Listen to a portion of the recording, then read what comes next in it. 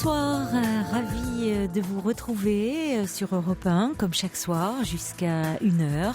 Vous allez pouvoir me parler de vous, me confier vos peines, vos chagrins, mais aussi vos joies et vos espoirs. La ligne est ouverte au 39 21. C'est Paul et Jeanne qui vont vous y accueillir chaleureusement. Et c'est Philippe Chartier qui réalise l'émission. Et bien sûr, vous pouvez y participer en nous envoyant tous vos mails sur le site europe1.fr, ainsi que vos SMS au 7 39 21 en les commençant par le mot nuit. Europe 1, Caroline Dublanche. Bonsoir Laurence. Bonsoir Caroline. Bonsoir. Alors effectivement, je confirme, c'est plutôt émouvant de vous avoir directement. J'ai l'habitude de vous écouter en podcast, mais là c'est vrai que... Ah oui, effectivement, si vous écoutez jamais en direct, et en plus, ça non seulement pour moi habituellement. Oui, et là vous participez en plus, donc merci. Merci à vous, puis je voudrais remercier Paul aussi, qui est effectivement très charmant. Oui, j'étais au standard quand il vous accueillait. C'est vrai, il fait tout pour vous mettre à l'aise et que vous ne soyez pas trop impressionné à l'antenne. Mais bon, il y a ces premières minutes qui sont un peu impressionnantes et après, je vous rassure, ça passe en général très vite. Je vous expose le cas ou... Oui, bien sûr, oui, allez-y. Alors, voilà, j'ai 31 ans, je pense que c'est important de le préciser. Oui. Ça fait 3 ans et demi que je suis avec donc mon mari. Oui. On a un petit garçon qui a 2 ans. Je suis très heureuse dans ma vie. Je veux dire, c'est un homme qui est vraiment super, un très très bon papa. Puis il est vraiment super avec moi, attentionné, toujours des petits mots d'amour, plein de choses. Il y a pas de problème. Mais voilà, je me pose beaucoup de questions. En ce moment, je suis toute seule, alors je pense que ça y contribue beaucoup. J'ai réalisé qu'au niveau de ma vie sexuelle, oui. Pour parler franchement, c'était pas tellement satisfaisant. Et en fait, tant qu'il était là, finalement, on était dans une espèce de routine où je pense qu'on se contentait de ça. Mais là, il est parti, donc il est absent 2 semaines pour le boulot. Mon fils n'est pas là. J'ai des activités autres que le travail ou ma vie de famille qui font que je rencontre quand même des gens. Et en fait, j'ai réalisé qu'il y avait beaucoup d'hommes autour qui, ma foi, ne sont pas si mal que ça. Et en fait, la tentation, excusez-moi, la tentation est quand même présente. La tentation est parfois importante. Et j'en étais arrivée à me demander comment, au bout de 3 ans et demi de vie commune avec quelqu'un qui est super, oui. Comment est-ce que je pouvais en arriver à être attirée par d'autres hommes. Surtout qu'on s'est mariés, donc on a quand même fait le vœu de fidélité. Et puis bon, l'objectif du mariage, c'est quand même de rester mariés pour la vie. Mais c'est vrai que je me demande souvent comment est-ce que 2 personnes qui restent mariées 30, 40 ans peuvent... il y en a qui ne restent pas fidèles, je suis d'accord, mais comment rester fidèle? Parce que finalement, c'est très difficile. Oui, voilà, surtout si on se projette vous avez 30 ans et c'est 31 ans et c'est important de le préciser. Si vous vous projetez encore 30 ans comme ça, vous vous dites oulala, c'est pas possible. À un moment, vous allez céder à la tentation. Mais bon, ça fait 3 ans et demi que vous êtes avec votre mari. Il s'est passé beaucoup de choses en 3 ans et demi. Parce que vous avez un petit garçon de 2 ans, donc vous êtes mariés, vous vivez ensemble, vous avez un petit garçon qui a 2 ans, donc une maternité entre-temps. Enfin, vous voyez, vous dites que vous êtes très heureuse dans votre vie, mais il y a des choses au niveau de la sexualité qui ne vous conviennent pas, enfin qu'est-ce qui ne va pas au juste? Vous vous ennuyez un peu? C'est depuis quand?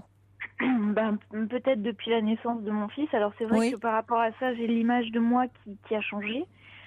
Des choses que j'aimais bien avant, maintenant, c'est vrai que par exemple, les seins, c'était une zone érogène et maintenant, c'est vrai, j'aime pas qu'on les touche. Oui.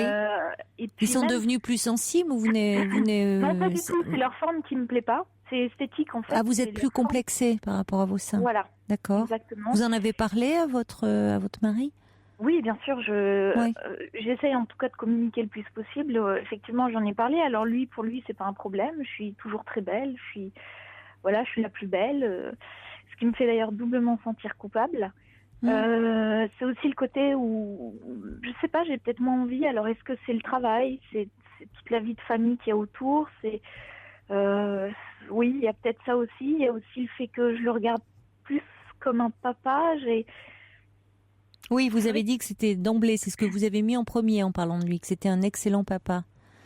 Mais vous avez ajouté qu'il était aussi très attentionné vis-à-vis de vous.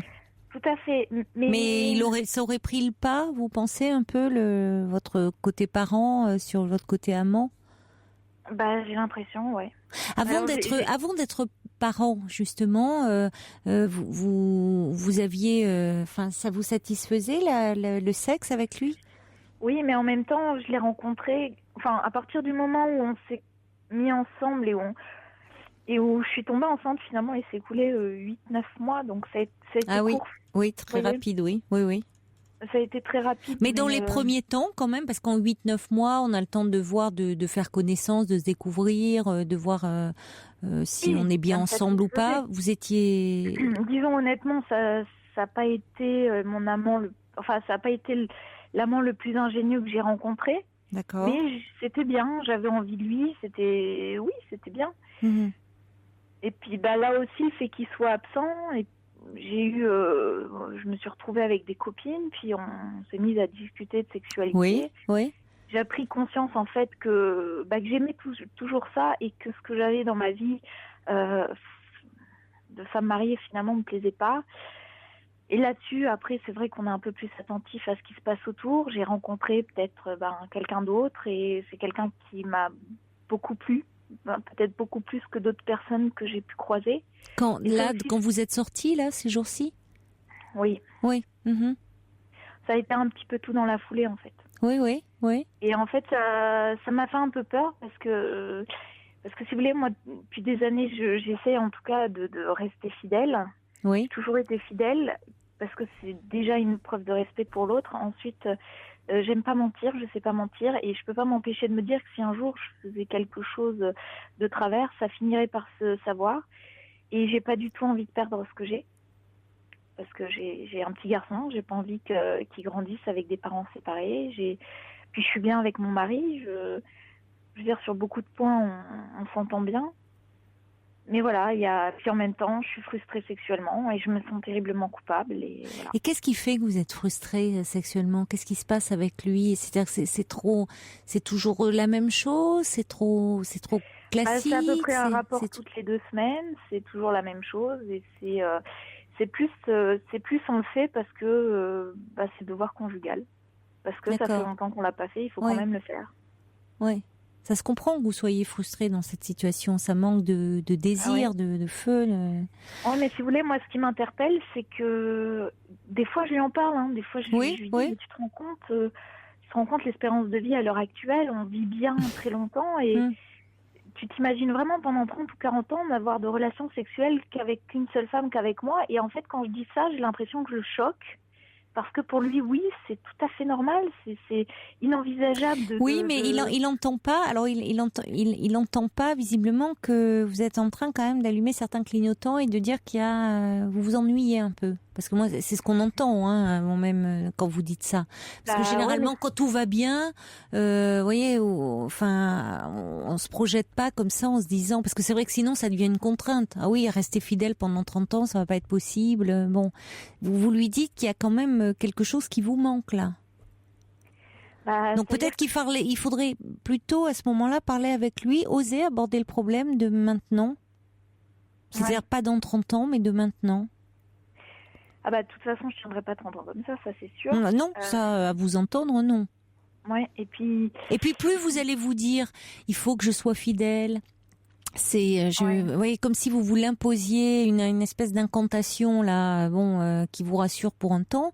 Mais à un moment, plus on se met des interdits, plus on a envie de les transgresser. Si ça devient trop pesant. C'est ce qui me fait peur, justement. Mais vous êtes consciente aussi que, vous êtes attachée à ce que vous avez, à votre mari déjà, parce que vous dites que vous êtes heureuse de votre vie, c'est ce que vous m'avez dit, vous l'aimez, vous avez envie pour votre fils de grandir, qu'il grandisse auprès de parents unis.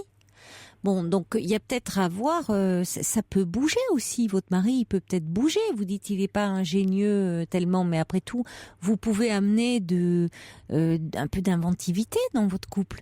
Il vous suivrait, écoutez, il serait peut-être partant, lui. Je cherche, là. Ouais. Je cherche. Quand mais... vous avez parlé avec vos copines, qu'est-ce qui vous a tant fait fantasmer le fait que vous avez parlé de sexe avec vos copines, elles sont en couple, elles sont célibataires? Alors, voilà, elles sont...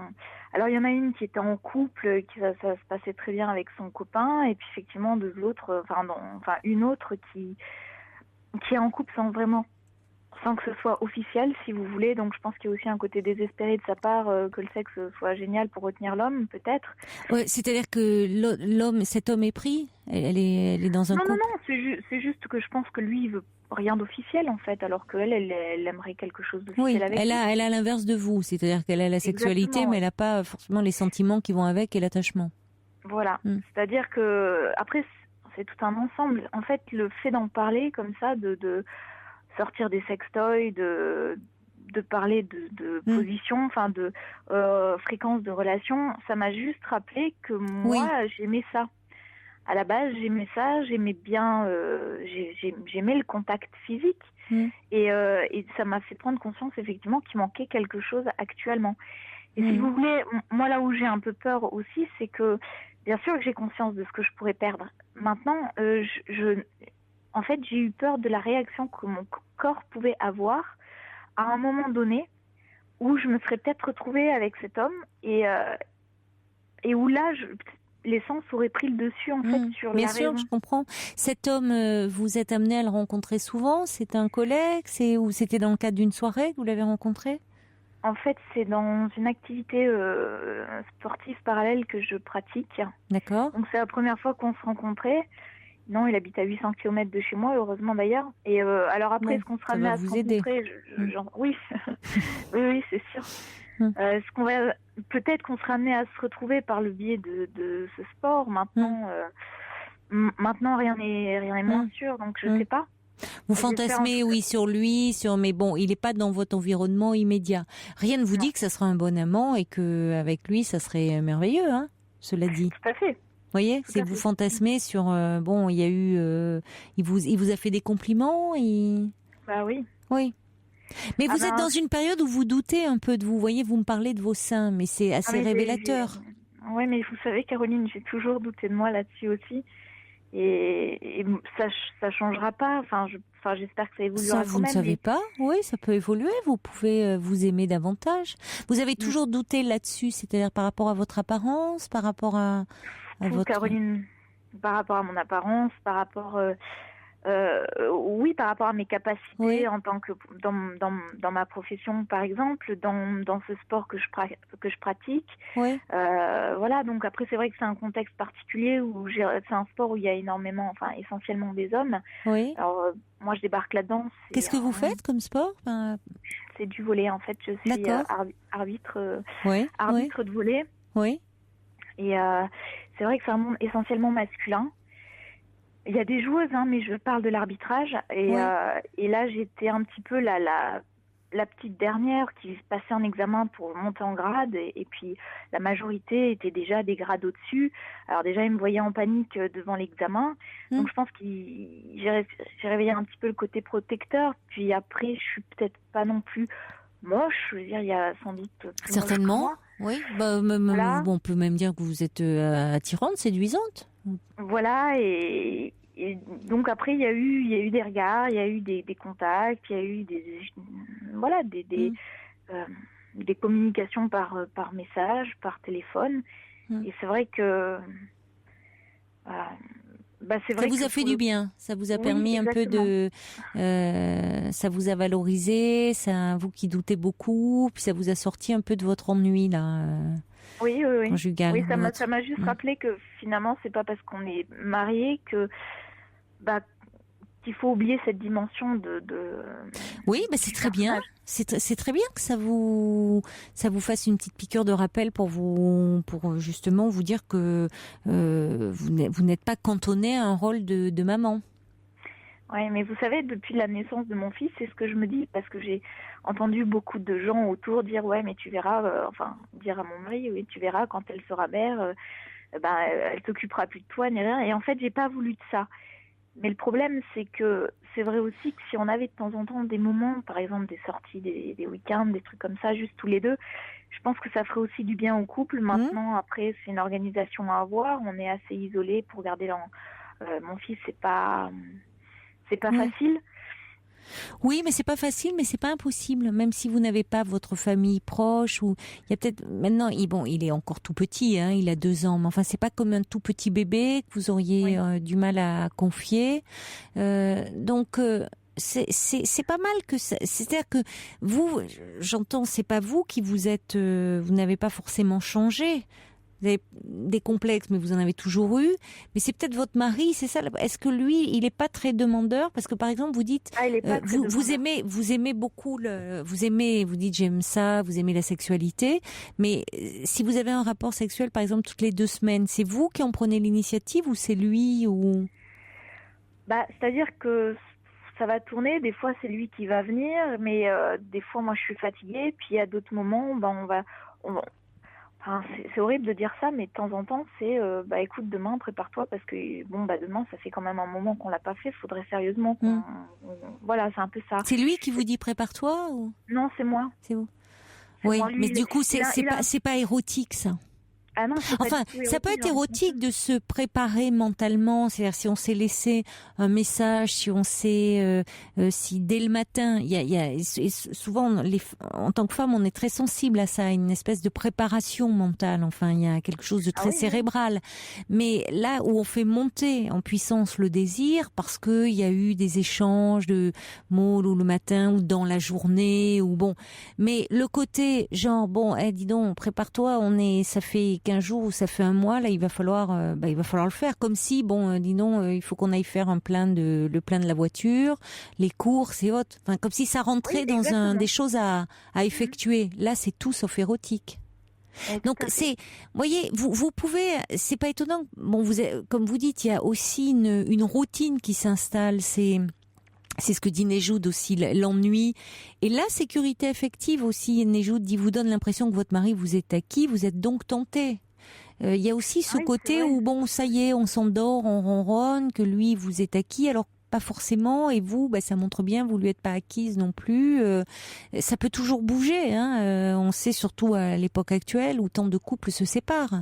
Donc, oui, c'est un peu la société de consommation où c'est facile en plus. Bon, comme vous dites, vous évoluez dans un milieu masculin, c'est clair que avoir une aventure comme ça avec un homme, ça serait très facile.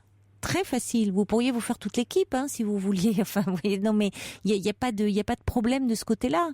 Le problème, comme vous dites, c'est est-ce que ça vous comblerait finalement? Parce que, vous voyez, les discussions avec les copines qui vous ont un peu amené à réfléchir sur votre situation, on en vit toujours aussi ce qu'on n'a pas. Je pense à cette copine dont vous me parliez, qui elle, la sexualité, c'est une façon de maintenir un lien, de retenir l'homme, mais finalement, elle n'a pas l'aspect engagement et sentiment dans sa relation. En tout cas, pas comme elle l'a. Vous avez une sécurité, vous avez des sentiments qui sont là, et c'est un peu au niveau de la sexualité où le bas blesse. Donc on a toujours l'impression que c'est mieux chez les autres. Mais finalement, quand on le vit, on peut être un peu déçu, puis comme vous le dites très justement, après il y a à gérer la culpabilité. Et ça, tout le monde n'est pas à même de faire face à ça. Non, mais je suis d'accord. Non, mais c'est en ça que si je le faisais, je pense que sur le moment, ça me plairait, mais effectivement, il y a l'après, et l'après, je suis pas sûre que ça me plaise. Et puis, il y a quelque chose que je trouve aussi frustrant, c'est finalement pourquoi est-ce qu'on devrait être fidèle? Je veux dire, à partir du, parce que vous me direz, il y en aurait toujours un dans le couple qui finirait par souffrir, mais je sais pas, tant que...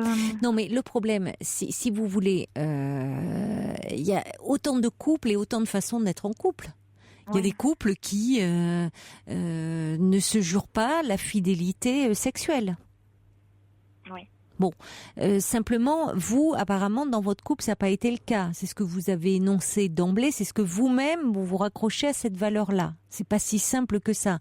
Maintenant, si vous amenez cette question-là sur le tapis de cette façon-là votre mari, je pense qu'il va faire des bons plafonds. Hein. Je le connais, enfin c'est vous qui le connaissez, mais déjà quand il vous dit quand vous vous projetez dans 30 ans, est-ce qu'on sera toujours fidèle, ça le fait frémir. Donc bon, la question elle est pas tant ça pour le moment, c'est que vous vous ennuyez là dans votre vie, vous ronronnez. Mais vous pouvez aussi, peut-être que, enfin, je veux dire, vous pouvez faire en sorte d'avoir plus de moments ensemble et de faire en sorte que ça soit pas.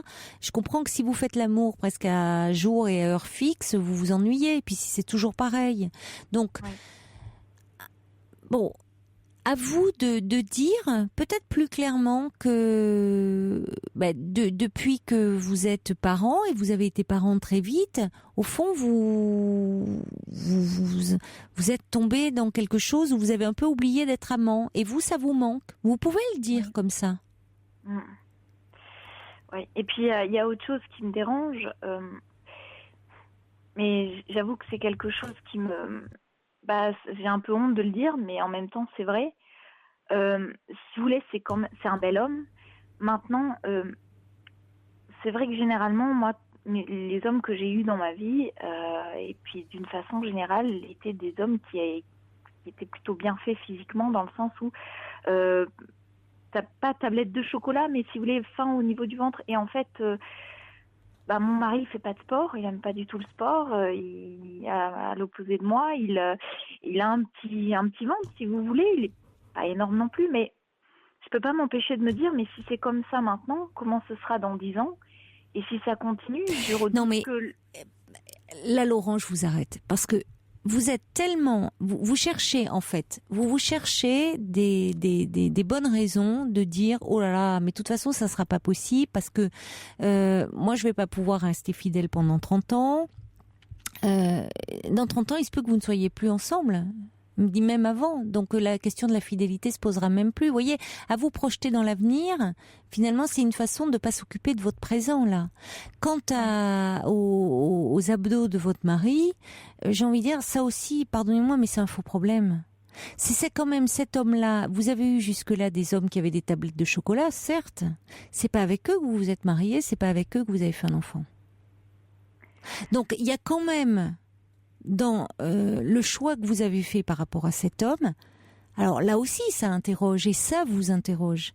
Peut-être que c'était pas l'amant le plus ingénieux, mais pourquoi vous l'avez choisi lui pour vous marier et pour être le père de votre enfant? Ça a certainement un sens. Eh oui. Bon, donc avec lui, vous avez choisi ce mode de vie-là, c'est d'être, que ça soit votre mari, que ça soit le père de votre enfant, et c'est peut-être vous aussi, vous avez du mal à vous dire s'il est le mari, attentionné, gentil, présent pour vous, un papa très très attentif aussi pour votre enfant. En gros, il peut pas être l'amant, hein, et l'amant, il faudrait qu'il soit en dehors. Pourquoi? Voyez, vous mettez tout sur son côté à lui, mais vous aussi, vous pouvez vous êtes aux commandes là de votre vie, de votre couple. Vous pouvez inventer des choses et faire preuve aussi d'initiative et d'imagination. Mais c'est ce que je suis en train d'étudier justement, parce qu'en si vous voulez, entre le moment où j'ai pris conscience de la chose, que j'ai réalisé à quel point c'était important et mais voyez, c'est paradoxal. C'est bon, mais en même temps, on est tous pleins de paradoxes. Mais vous réalisez à quel point c'était important, vous le réalisez maintenant à nouveau, mais vous n'avez pas choisi l'homme avec qui peut-être justement ça se passait mieux sur ce plan-là. Parce que ceux avec qui ça se passait très bien, peut-être que eux ne pouvaient pas vous donner ce que votre mari vous donne et ce qu'il vous apporte. Et que vous êtes en train un petit peu de faire un peu la moue là-dessus, de dire oui, d'accord, j'ai la sécurité, mais si je pouvais avoir un peu plus de piquant, de piment à côté, on n'a jamais tout complètement. C'est peut-être ça aussi qu'il faut vous dire, Laurence. Tout à fait, Caroline. Vous voyez, c'est-à-dire que c'est pas avec ces amants peut-être plus imaginatifs, c'est pas avec eux que vous avez décidé de construire. Et peut-être pour cause. Donc, vous avez peut-être choisi quelqu'un volontairement qui vous rassurait, qui vous sécurise. Alors, maintenant, on risque de dire qu'il vous sécurise trop. Parce que on est plein de paradoxes. Mais alors, qu'est-ce qu'on fait?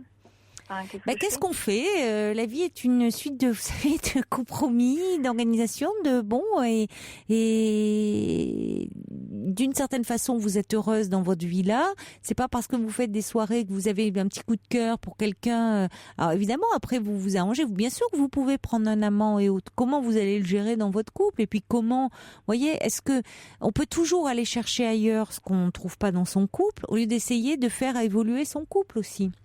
Alors, il s'est passé beaucoup de choses en 3 ans et demi. Je vous le rappelle, vous êtes mariés, vous avez très vite été parents. Donc, peut-être que c'est maintenant aussi une autre dimension à explorer dans votre couple. Et là, vous avez un rôle à jouer. Oui. Ok. Je pense. Je vous remercie, Caroline. Au revoir, Laurence. Et puis, à bientôt alors. Oui. Au revoir. Au revoir. Pour dialoguer avec Caroline Dublanche, envoyez nuit suivi de votre message par SMS au 7 39 21, 65 centimes plus coût d'un SMS. Alors des réactions qui arrivent par SMS.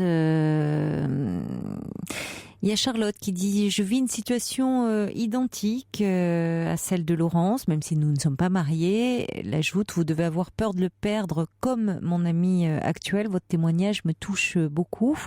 Il y a Catherine qui dit: oui, c'est compliqué, mais c'est vrai qu'être en couple, c'est un véritable travail aussi. Il faut travailler à cette relation.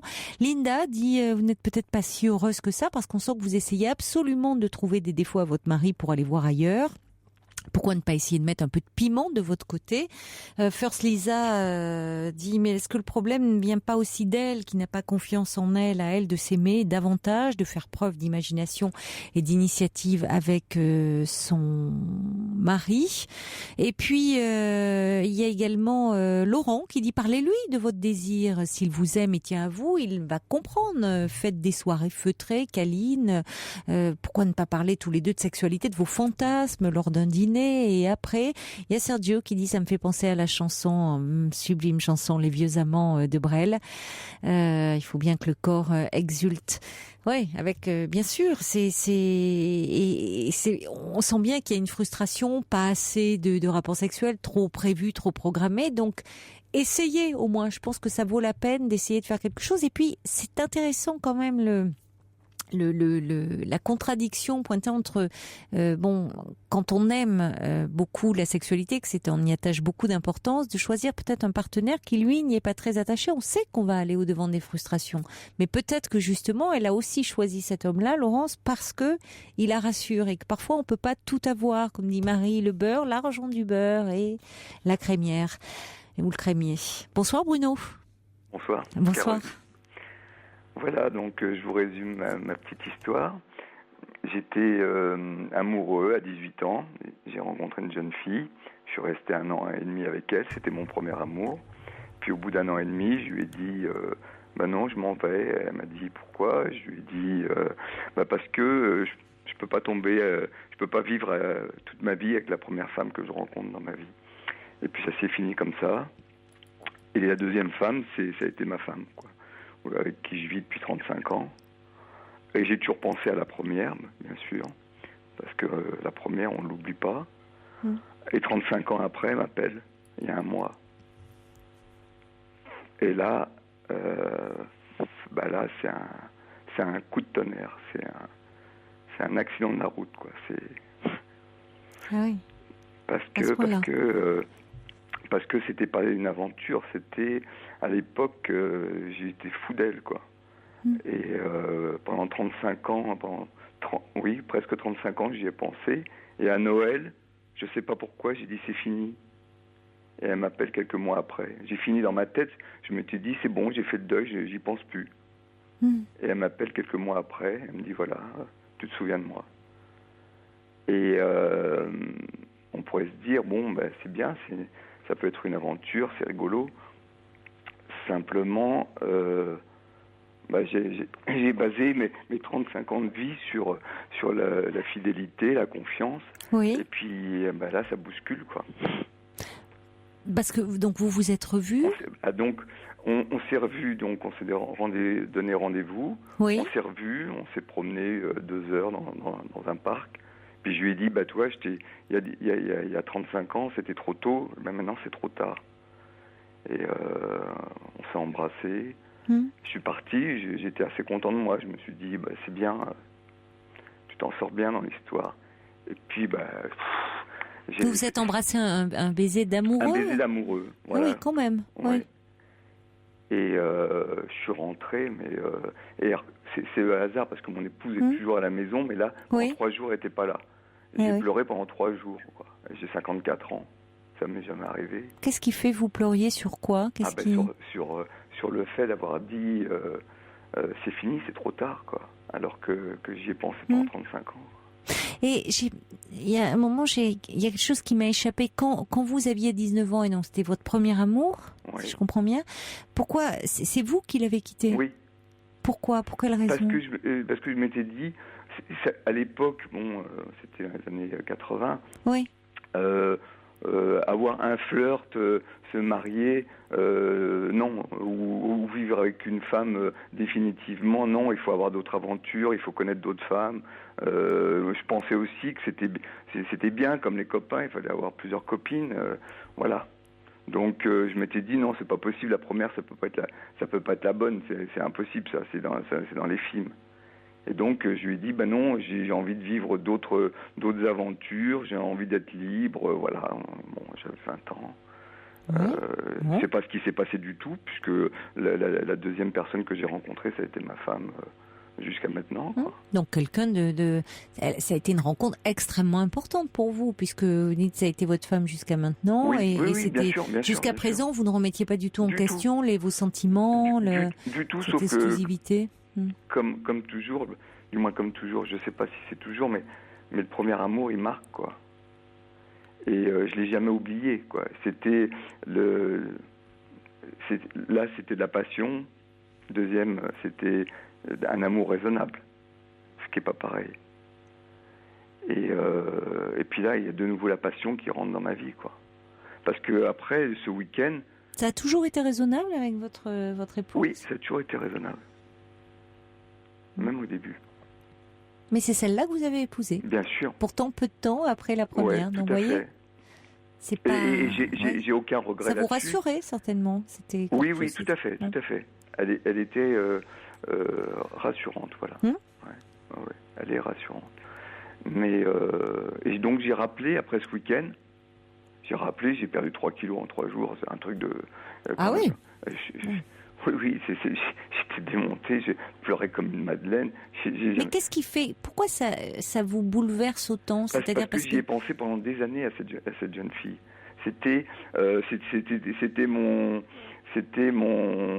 secret caché. Voilà, je l'avais dit à personne. Et vous vous en vouliez d'être passé peut-être à côté de quelque chose qui était très prometteur? Oui, je m'en suis voulu des années. Mais pas tout de suite, puisque ça vous a pas empêché de rencontrer celle qui est votre épouse et de l'épouser, de construire avec elle. Donc c'est pas tout de suite. Au bout de combien de temps c'est revenu? 3-4 ans après, quoi. D'accord. Et puis j'ai jamais fait la démarche de la rechercher. Oui, c'est important ça aussi. Oui. Malgré que vous y pensiez, c'était votre jardin secret, c'était quelque chose qui vous aidait. Je m'étais inventé des histoires où j'allais voir un détective privé pour savoir si elle était heureuse dans sa vie et tout, mais je l'ai jamais fait. J'ai jamais fait, et je l'aurais jamais fait d'ailleurs, puisque je me disais c'est sa vie, quoi. Probablement elle est heureuse ou en tout cas elle fait pas la démarche. Moi je ferais pas la démarche de la rappeler, quoi. Et elle a fait cette démarche là. Pourquoi justement? Vous lui avez demandé pourquoi elle vous rappelle 35 ans plus tard? Probablement parce qu'il doit avoir probablement des failles, d'après ce que j'ai compris, des failles dans son couple. Parce qu'elle est en couple également. Elle est en couple, elle a des enfants, elle veut pas divorcer, elle veut pas.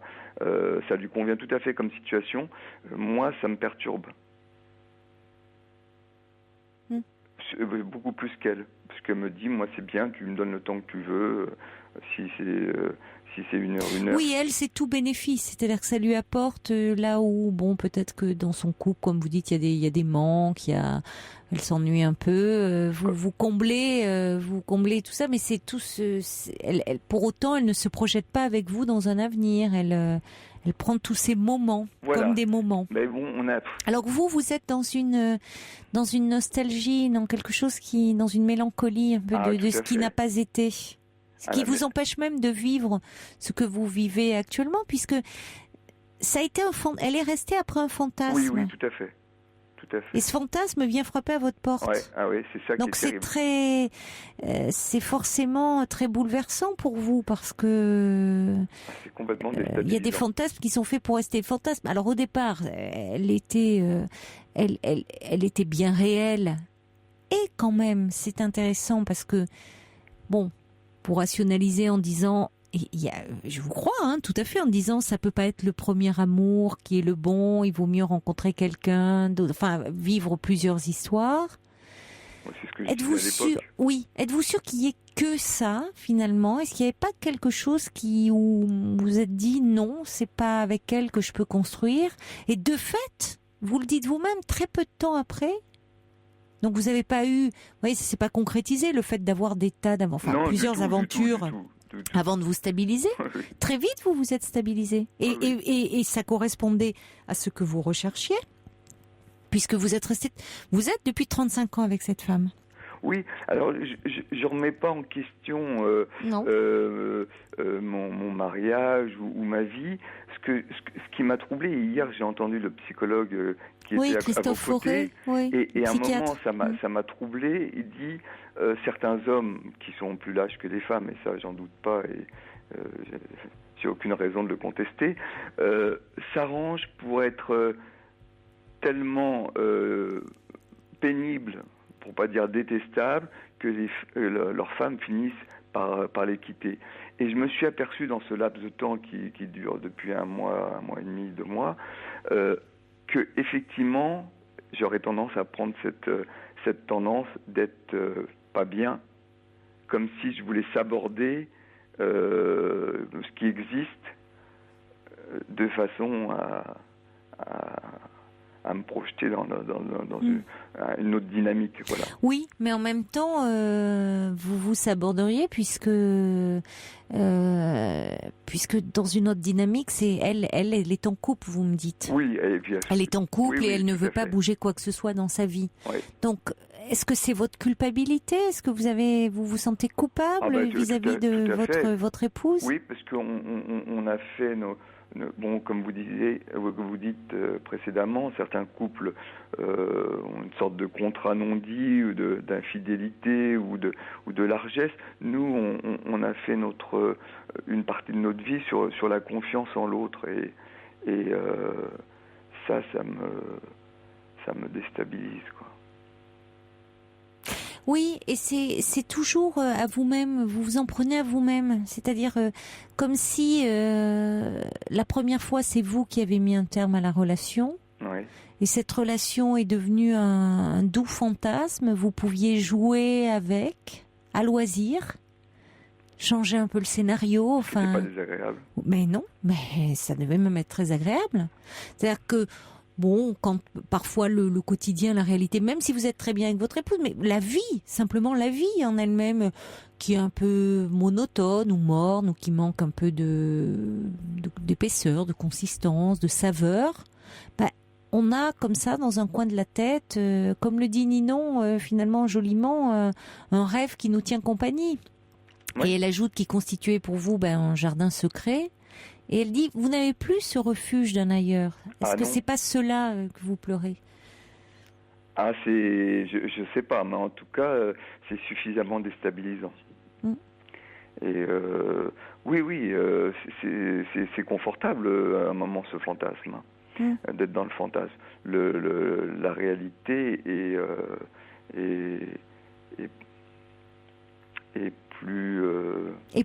plus inconfortable, évidemment. Ouais. Dans votre fantasme, c'est vous qui écrivez le scénario. Ah oui. Vous limitez pas.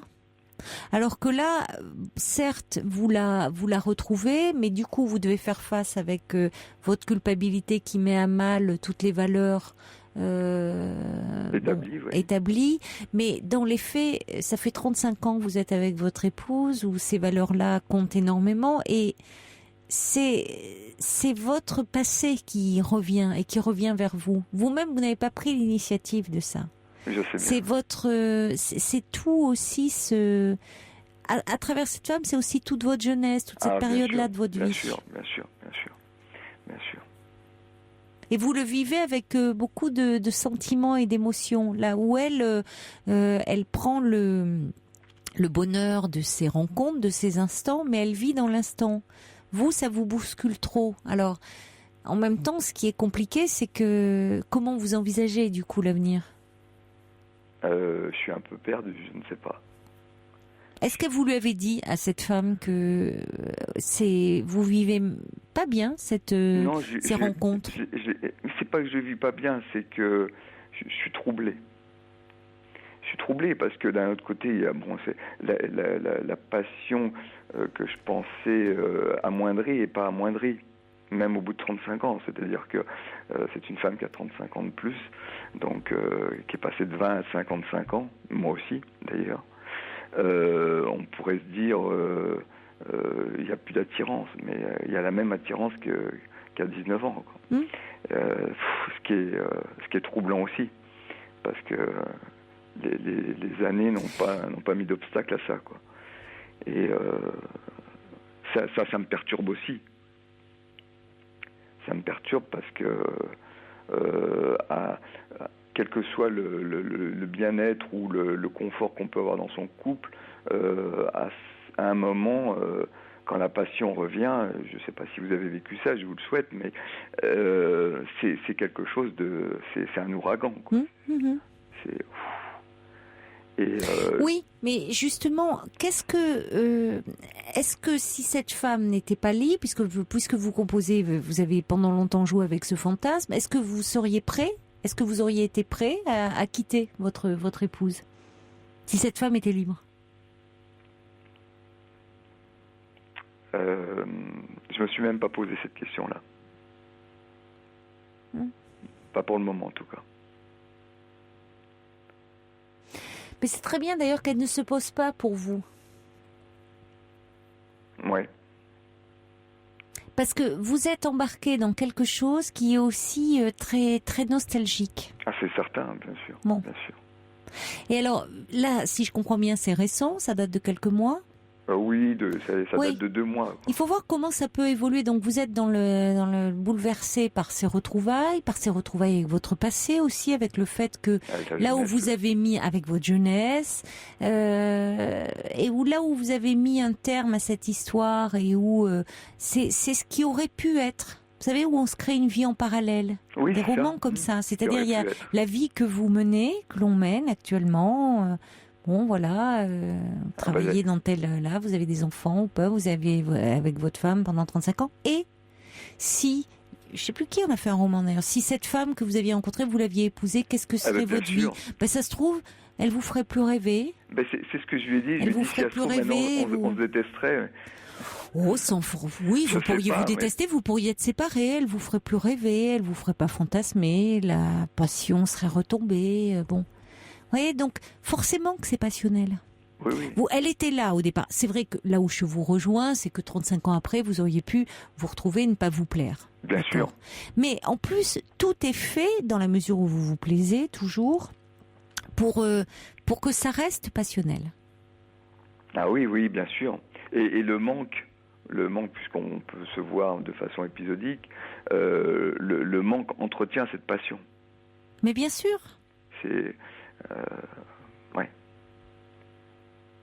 Alors peut-être que là vous êtes dans les premiers temps, mais peut-être qu'au fond de le vivre, à un moment vous allez voir vos émotions, vous allez être un peu moins dans l'émotion. Ça peut évoluer aussi. Bien sûr. Parce que cette histoire que vous avez poursuivie dans votre tête, aujourd'hui elle est là, bien dans le réel. Ah oui, Empêchée.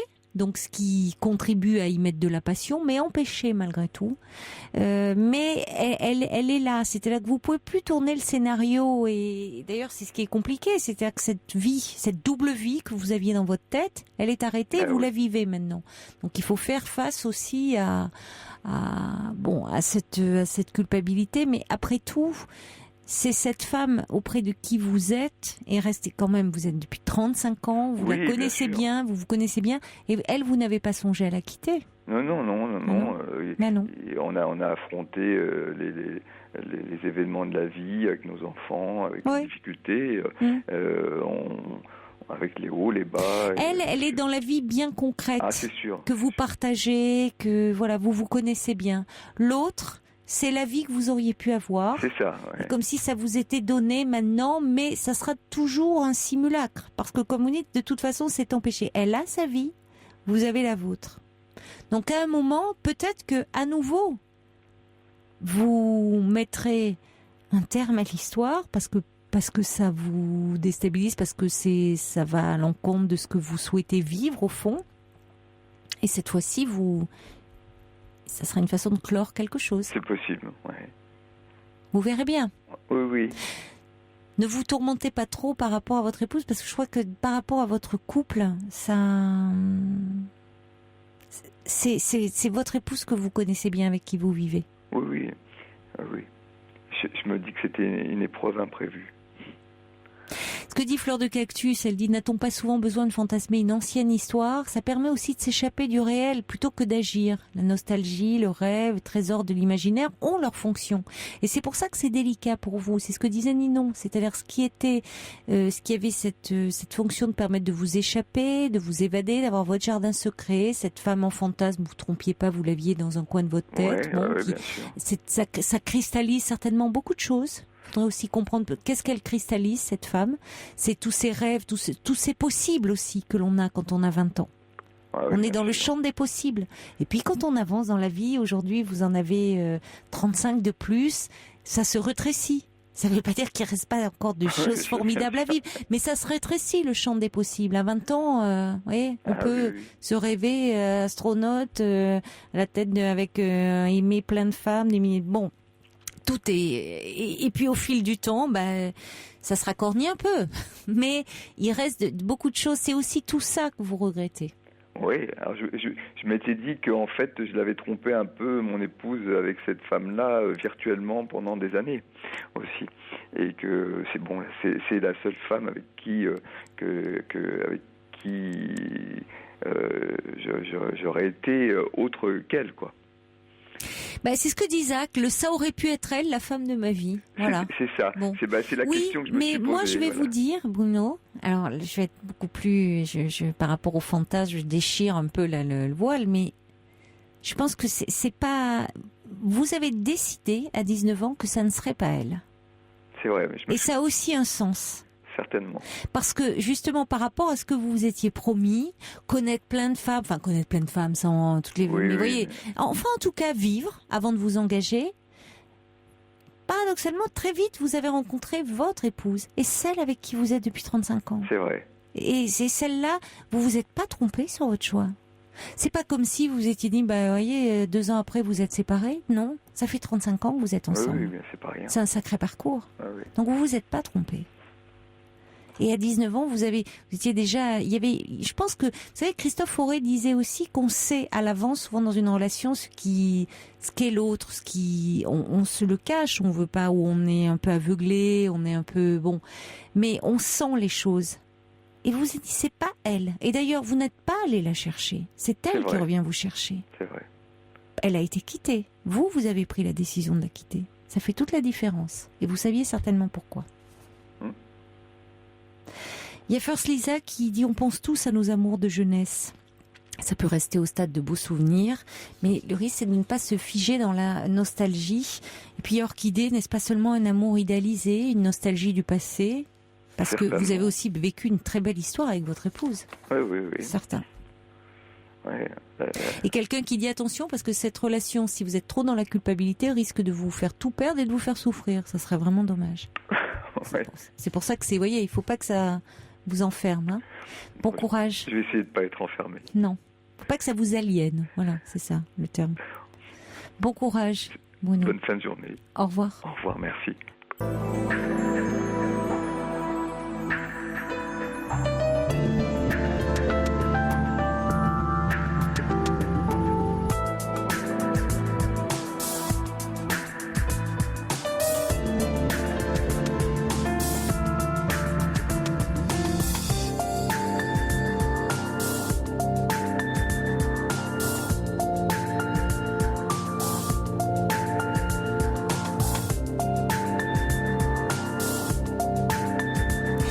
sommes ensemble pour 1 heure de direct, 1 heure encore pendant laquelle vous pouvez me parler de vous et de tout ce qui fait votre vie en appelant le 39 21.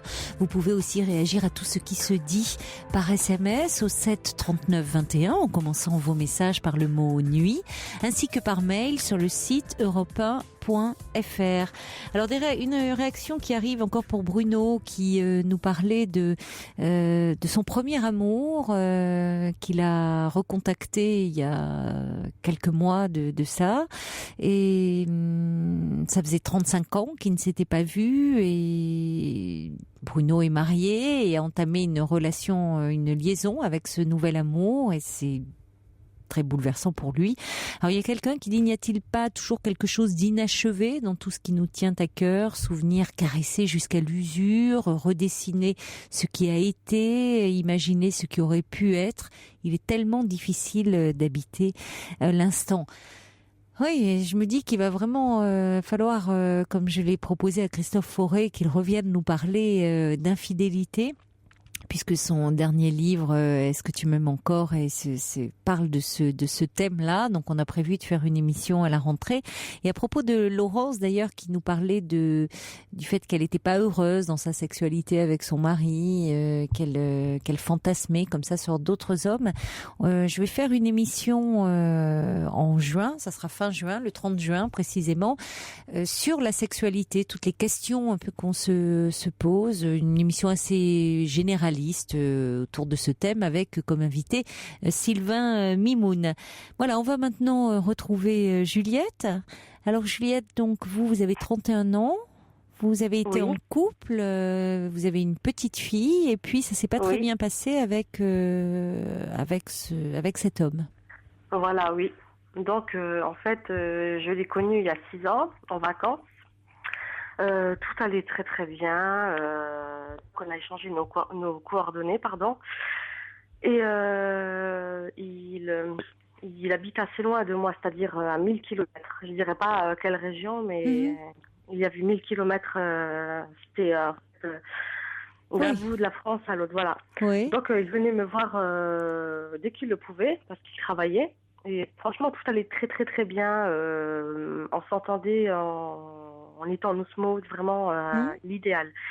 Donc, après avoir mûrement réfléchi, après 6 mois de relation, nous avions décidé d'avoir un bébé, qui était voulu, hein, bien sûr. Oui, oui. J'étais en train de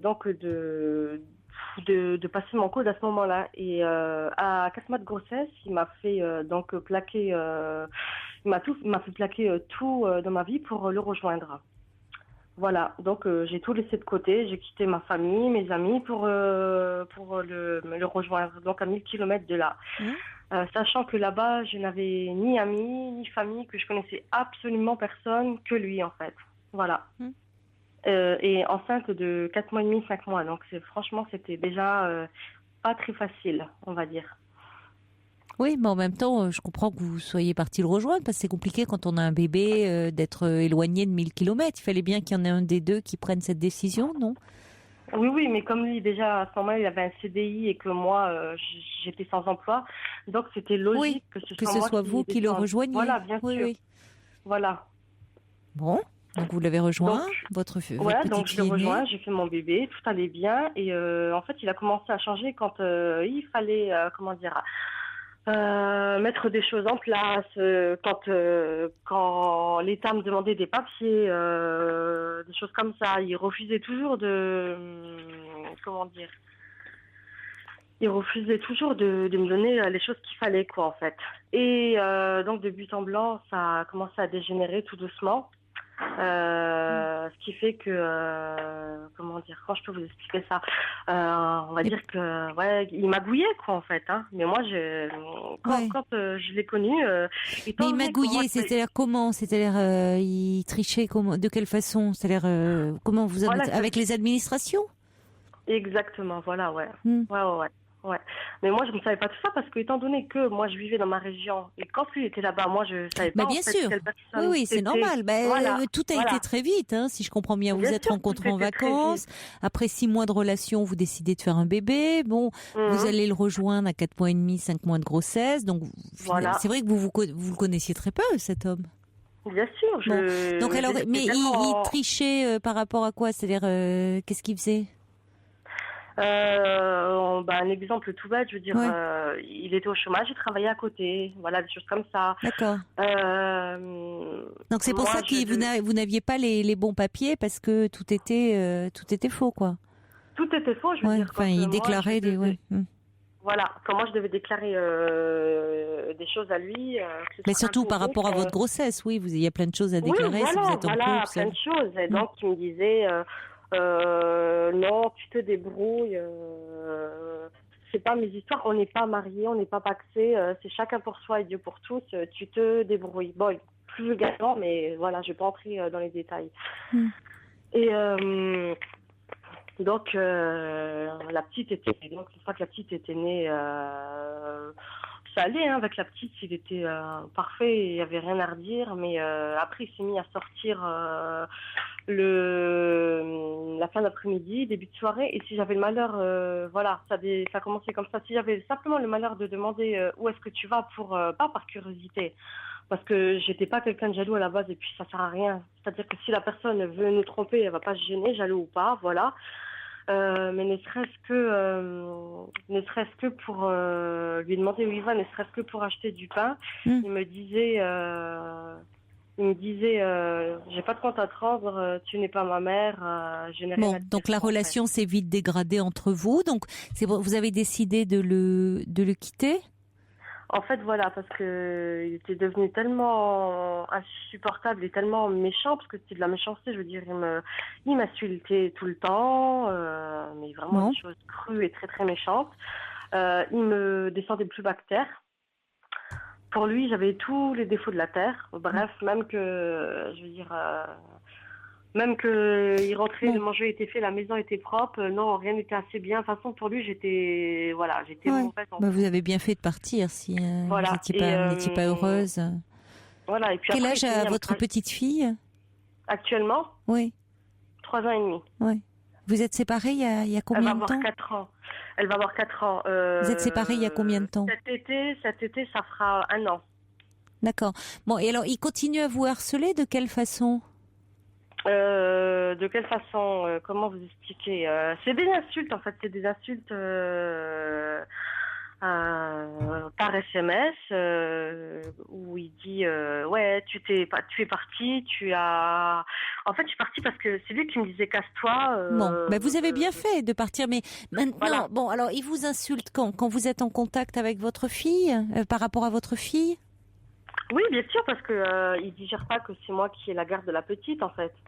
Bon, mais il vous insulte comment? Quand vous voyez en face à face ou au téléphone? Non, uniquement par SMS parce qu'il n'a pas la franchise de me dire les choses au téléphone. Non, on se voit pas, là ça fait 6 mois qu'on s'est pas vu, hein. Donc voilà. D'accord, mais ça veut dire qu'il ne voit pas non plus sa fille? Exactement, donc... oui, mais ça vous êtes en tort là, parce que... pourquoi il ne voit pas sa fille? Non, je suis pas en tort. Il y a eu le jugement, tout est passé. Il voit pas sa fille parce qu'il veut pas venir la voir. Ah d'accord, Voilà. D'accord, c'est malheureux pour votre petite fille, mais bon. Donc il ne souhaite pas garder de contact avec sa fille. Voilà, il n'a pas de droit de visite. Pardon? Il n'a pas de droit de visite.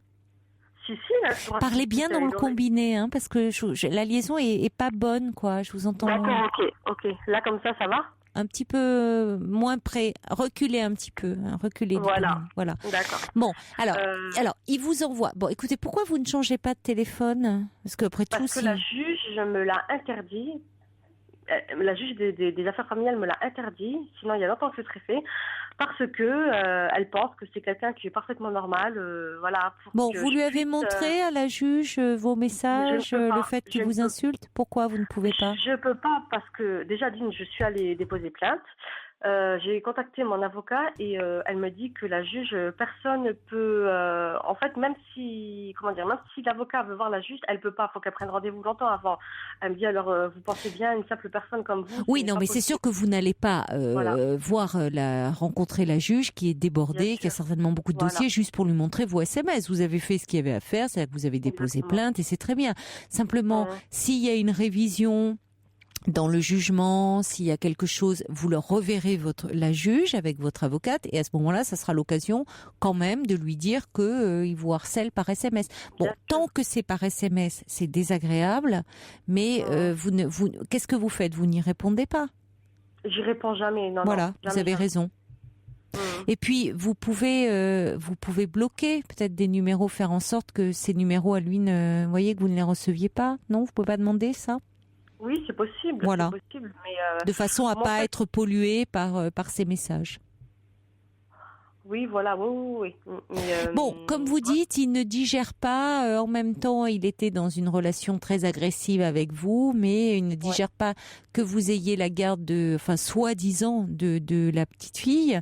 Mais dans les faits, lui-même, il ne bénéficie pas de son droit de visite. Donc, vous voyez, il est plus dans une relation d'emprise avec vous, que pour l'enfant. S'il avait vraiment l'intérêt de son enfant, il la verrait lors de son droit de visite. Parce que finalement, la petite, elle a pas à subir vos désaccords. Bon, mais ça sera avec votre avocate. Vous pourrez en parler. C'est-à-dire que son droit de visite auquel il a droit, eh bien, il n'en profite pas. Ben non, il n'en profite pas. C'est lui-même c'est pas vous qui voulez pas lui présenter l'enfant. Non, au contraire, quand je passe... Bon, écoutez, donc l'important, c'est dommage pour la petite, mais en même temps, qu'est-ce que vous voulez? Si son père est défaillant, vous ne pouvez pas faire grand-chose. Maintenant, tout ce que vous pouvez faire, c'est bloquer ces messages pour ne pas être importuné. Voilà, mais bon, c'est pas... Voilà. Et puis avec votre avocate, vous verrez, parce qu'à un moment, on peut penser parce que ça dure quand même, et la prochaine fois, si vous avez une entrevue avec le juge, vous pourrez en parler, parce qu'il serait bien, c'est qu'après, en ne répondant pas, il peut se lasser. Il peut se lasser au bout d'un moment. L'affaire est classée, donc je peux plus, j'ai plus du tout de contact avec mon avocat. Bon. Ça a été, je l'ai contacté il y a peu de temps pour des conseils. Elle me dit, écoutez, l'affaire est passée, terminée. Faut vous débrouiller par vous-même. Oui, mais il y aura peut-être une révision par rapport à votre droit de garde, ou si il peut revenir, lui, tout d'un coup, en faisant valoir son droit de visite. Donc à ce moment-là, ça se réaménage. Donc vous pourrez reprendre contact avec votre avocate à ce moment-là. Vous voyez, pour le moment, rien ne le justifie, hormis le fait qu'il vous envoie des SMS d'insultes, et vous avez bien fait de porter plainte. Oui. Voilà. Et l'important, c'est que, de toute façon, vous soyez sortis de cette relation, et que par rapport à la petite fille, vous pouvez lui dire. Elle demande son père? Quand il appelle et que je veux lui passer son papa au téléphone, elle me jette le portable par terre. En me disant, non, papa, mais ça, les enfants font ça, souvent, même parce que parfois ils sont occupés. Papa, qu'est-ce qu'elle dit, papa? Non, papa, méchant avec maman, voilà. Oui, lui en parlez pas trop de ça, quand même. Elle n'a pas à être mêlée à tout ça. Elle est petite, elle a même pas 4 ans. Vous voyez, qu'il soit méchant avec vous, vous pouvez dire, elle n'a pas à rentrer dans ses démêlés.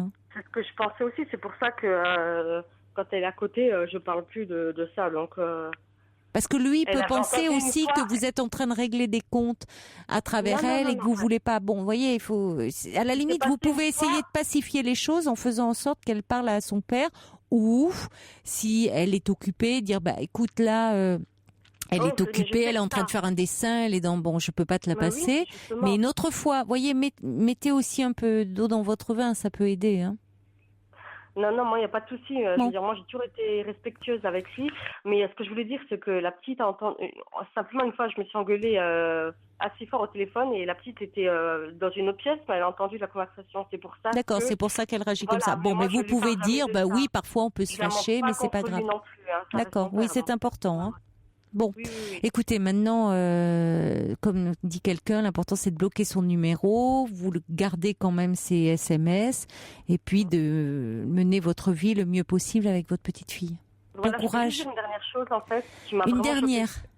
Ouais, c'est qu'en fait, il y a 2 ans à peu près, je l'ai quitté une première fois pendant presque 8 mois. Parce que pareil, il m'a chassé de la maison en me disant casse-toi, casse-toi, voilà, ma vie de célibataire me manque. Il m'a fait pleurer. Hein. Là, c'est simple, ça fait 1 an que je fais de la dépression, que je suis suivie. Donc, je suis partie pendant 8 mois. Lui, il est remonté quelques temps après en pleurant. Il m'a supplié ciel et terre de retourner donc vivre avec lui parce qu'il y avait la petite et tout. Donc, je me suis dit pour le bien de la petite et puis pour lui laisser une dernière chance. Vous êtes remis ensemble. Voilà. Et nous sommes restés ensemble exactement 6 mois parce qu'au bout de 3 mois, il a recommencé donc ses magouilles et il m'a fait subir l'enfer pire que voilà. Et donc je suis repartie une deuxième fois 1 an après jour pour jour. Bon, voilà. Alors l'important c'est de pas replonger une 3e fois. Ah non, mais ça parce que vous le changerez pas. Tout est allé trop vite. Vous ne saviez pas vraiment qui vous êtes tombés amoureux l'un de l'autre. Exactement. Bon, vous avez eu cette petite fille et c'est très bien qu'elle soit là, mais vous ne saviez pas qui c'était. Bon, vous ne supportez pas lui magouiller avant de vous connaître. Hein, c'est pas voilà. Bon, ça s'est envenimé entre vous. Maintenant, vous essayez de vous occuper de vous. Vous savez que de toute façon, avec cet homme, vous n'êtes pas heureuse. Vous n'arrivez pas à être ensemble, même si lui aussi a espéré, que vous avez beaucoup projeté dans cette histoire. Dans les faits, vous n'arrivez pas à être heureux ensemble. Donc, c'est peut-être pour ça aussi que vous avez du mal à lâcher, parce que vous arrivez. Parce que je suis pas partie, parce que je l'aimais plus. Mais ça n'a rien à voir. Mais bon, dans les faits, vous n'êtes pas heureuse dans cette histoire. Donc, il faut continuer ce travail que vous faites sur vous-même pour vous libérer de cette relation. Voilà. C'est important. Parce que quand vous êtes ensemble, ça se passe très mal et vous vous faites du mal. Oui, au bout de quelques mois, ça redégénère. Donc mais faites attention parce qu'il peut revenir vers vous. Hein, il peut revenir vers vous, vous chercher et vous savez que c'est pas une bonne chose. Bon. Il l'a déjà fait. Donc pensez à vous. Pensez à vous et vous êtes en thérapie. Je suis obligée, oui, parce que je suis en pleine dépression. Ça fait donc 1 an maintenant. Je suis obligée. Occupez-vous de vous, travaillez, demandez-vous pourquoi vous restez autant accroché à un homme qui n'est pas bon pour vous. Non, je suis plus. Non, j'ai bien compris, mais vous êtes toujours amoureuse de lui, donc il faut comprendre pourquoi vous vous accrochez à quelqu'un qui, de toute façon, vous n'êtes pas heureux ensemble. Oui, en plus, je sais. Donc, comme dit quelqu'un, maintenant, il faut protéger votre petite fille de votre mauvaise entente. Hein. Oui, exactement, voilà. Oui. Bon courage. Oui, merci. Bon courage, Juliette, au revoir. Jusqu'à 1h sur Europe 1, Caroline Dublanche. Bonsoir Anne. Bonsoir.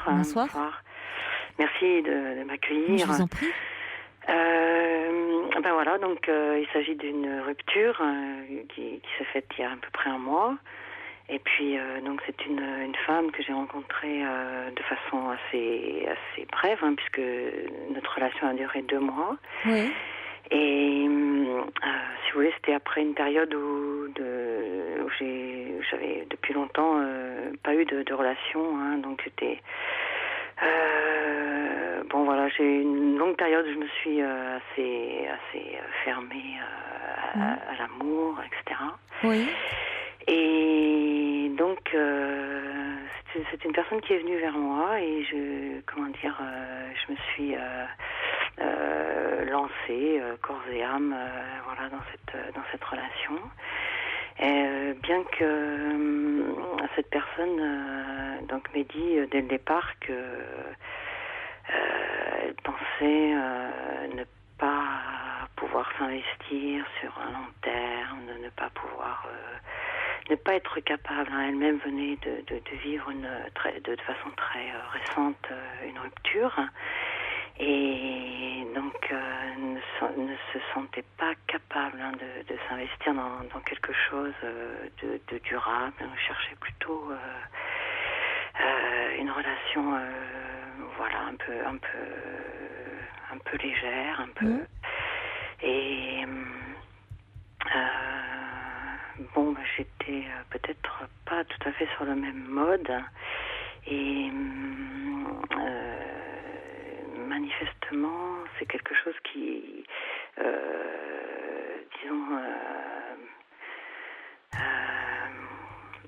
qui l'a peut-être un peu perturbé, vous voyez, un peu stressé de sentir que je m'investissais, je m'engageais, voilà. Enfin, en même temps, vous êtes restés 2 mois ensemble, donc. Et oui, c'est peu. Hein. Bon, donc quand vous dites elle devait être stressée de sentir que vous vous engagiez, bon, c'est peut-être pas tant ça, c'est peut-être qu'elle réellement, quand elle vous a dit qu'elle n'était pas prête et qu'elle ne souhaitait pas s'engager sur la durée, il fallait le prendre au pied de la lettre. C'est plutôt vous qui vous dites que vous étiez fermé à l'amour pendant, je reprends votre expression, une longue période. Oui. Qu'est-ce qui fait qu'avec elle, il y a quelque chose qui s'est ouvert Pourquoi oui, elle, vrai, justement, tout à fait. Pourquoi elle qui en plus vous dit qu'elle ne veut pas s'engager? Oui, c'est vrai, c'est étonnant, hein, c'est vrai. Ouais.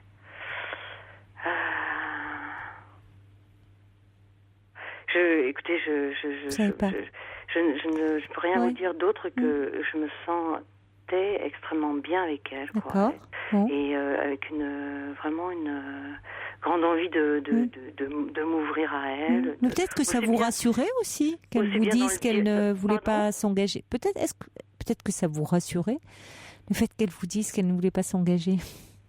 Je ne pense pas. Hein. Franchement, ça m'a c'était plutôt une espèce d'épée de Damoclès qui avait incessamment au-dessus de ma tête. Alors, c'est un défi que vous vous êtes fixé? Un défi? Je ne sais pas, hein, je vous demande. Un défi, dans quel sens? De dire que peut-être, justement, c'est paradoxal aussi d'aller vers quelqu'un, c'est elle qui est venue vers vous, en vous disant, je te préviens, je ne veux pas m'engager. Oui. Ça incite. J'ai rien donné. Non, mais oui, mais vous voyez, je trouve qu'elle prend un peu le pouvoir en faisant ça. C'est ça, sur vous. Tout à fait. Elle prend le pouvoir en disant, elle vient vers vous, mais elle dit, je te préviens, j'ai rien à te donner. C'est ça. Ça met dans une situation impossible. Vous avez envie, alors je parle des filles, c'est peut-être pas le bon mot, mais enfin de dire, si, de prouver le contraire, de faire en sorte qu'elle vous aime et qu'elle puisse vous donner, que cette relation puisse être constructive. On a envie de prouver l'inverse. C'est ça. Et incessamment, si vous voulez, je l'ai ressenti dans une espèce de dualité profonde, vous voyez. C'est-à-dire, et même après qu'on ait rompu, puisque je la revois dans un cadre, disons, professionnel, heureusement pas quotidiennement, mais occasionnellement. Et donc, elle a vraiment encore manifesté comment dire, vous voyez, un attachement vraiment plus qu'amical, quoi. Hein. Et j'ai toujours ressenti une grande dichotomie entre ce qu'elle disait des fois par sa parole et ce qu'elle manifestait dans ses actes. Et même, vous voyez, par exemple, en fait, je pense que cette relation commençait à quelque chose de l'ordre de la confiance, d'un échange commençait à se faire. Et c'est donc voilà, elle est partie. Et alors pourquoi elle a rompu? Qu'est-ce qu'elle vous a dit? Qu'est-ce qu'elle vous a dit? Est-ce qu'elle vous a dit quelque chose ou pas? Si vous voulez, en revenant de ce week-end, elle était extrêmement lointaine. Elle m'a donc on s'est revus et puis elle me disait des choses comme voilà, je me suis sentie vraiment, je me suis surprise à me sentir très loin et à plus penser à toi, et puis soudain de me dire est-ce que tu crois qu'après qu'on soit quittés on pourrait rester amis, mais vraiment dans la même soirée, vous voyez, des allusions comme ça qui étaient extrêmement difficiles à entendre, quoi. Et donc si bien que j'étais assez anxieuse et finalement je voulais avoir le cœur net, quoi, de ce qui se passait en elle, et comment dire, je l'ai un peu poussée à m'exprimer, quoi, le fond de sa pensée, d'autant qu'il y avait toujours dans cette relation tout le temps cette espèce d'épée de Damoclès au-dessus de ma tête. Alors elle a fini par vous dire pourquoi elle a fini par me dire que en fait elle avait peur, qu'elle ne souhaitait pas continuer. Et donc je suis partie. Après, on a rediscuté. C'était assez houleux. Elle me reprochait de l'avoir obligée à rompre. Oui, non, mais enfin, ce qu'elle n'assumait pas. Oui, c'est-à-dire elle vous a poussé dans vos retranchements, ce qu'elle n'assumait pas de faire, de rompre. C'est vous qui poussiez pour avoir une explication et pour qu'elle vous dise enfin qu'elle avait peur et qu'elle ne pouvait pas poursuivre. Voilà. Et donc après, enfin, c'est un peu pervers de sa part de vous le reprocher. Voilà, elle est même très en colère de ça. Oui, mais elle sait pas bien où elle en est, cette femme. C'est ça, je pense. Enfin, ou alors, quand elle vous a dit qu'elle est venue vers vous, mais je trouve ça un peu malsain de venir vers quelqu'un en disant je te préviens, j'ai rien à te donner.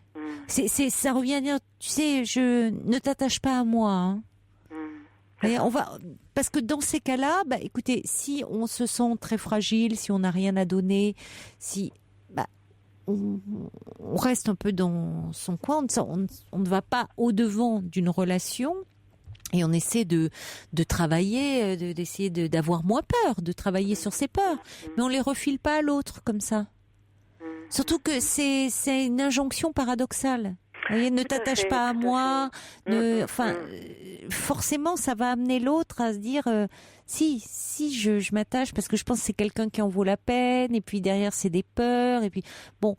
Elle était très ambiguë dès le départ et elle est restée sur la fin et elle vous donne pas d'explication. Et ça rejoint un peu ce que disait Christophe Fauré hier sur la rupture. C'est que parfois les gens qui donnent pas d'explication, c'est aussi soit ils règlent des comptes, c'est une façon de prendre le pouvoir un peu sur l'autre. Donc bon, à fuir.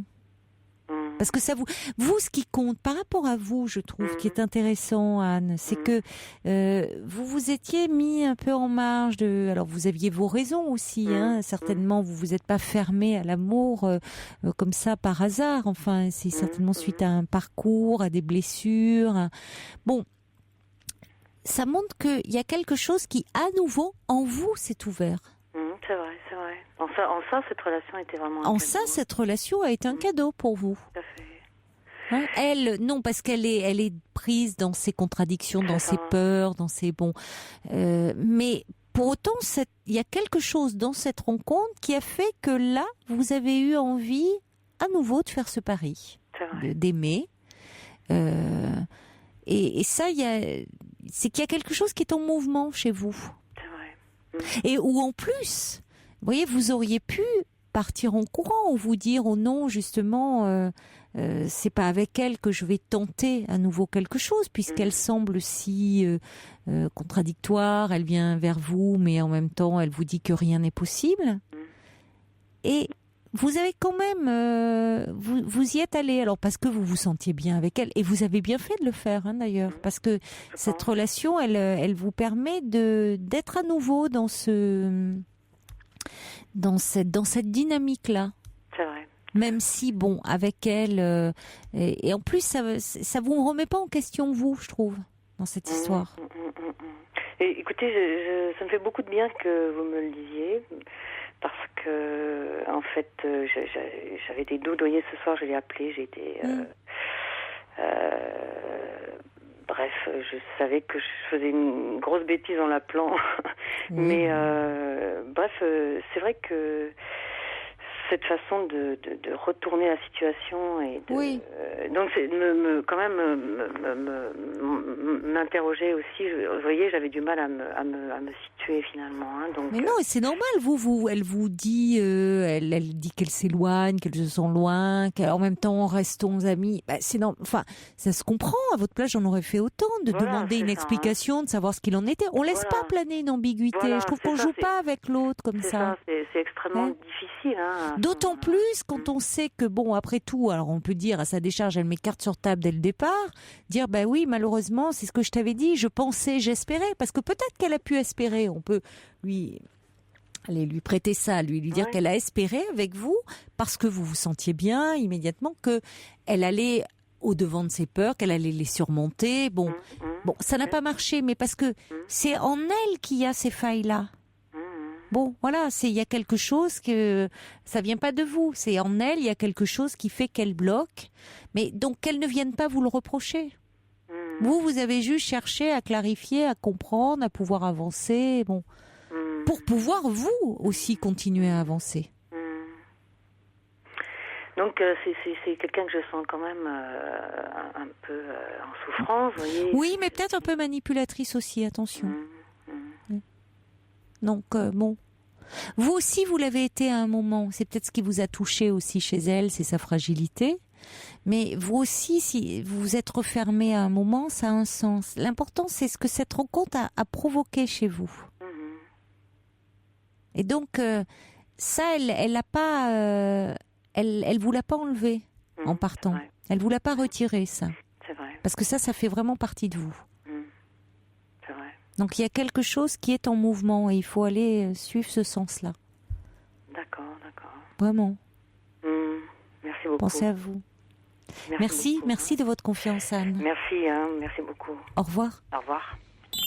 Pour parler à Caroline Dublanche, appelez le 39 21 34 centimes les minutes.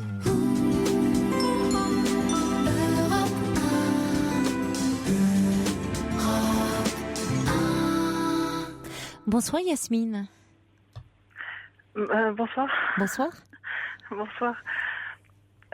Écoutez, j'ai appelé tout à l'heure parce que je voulais répondre à une question que je me pose depuis quelque temps. Oui.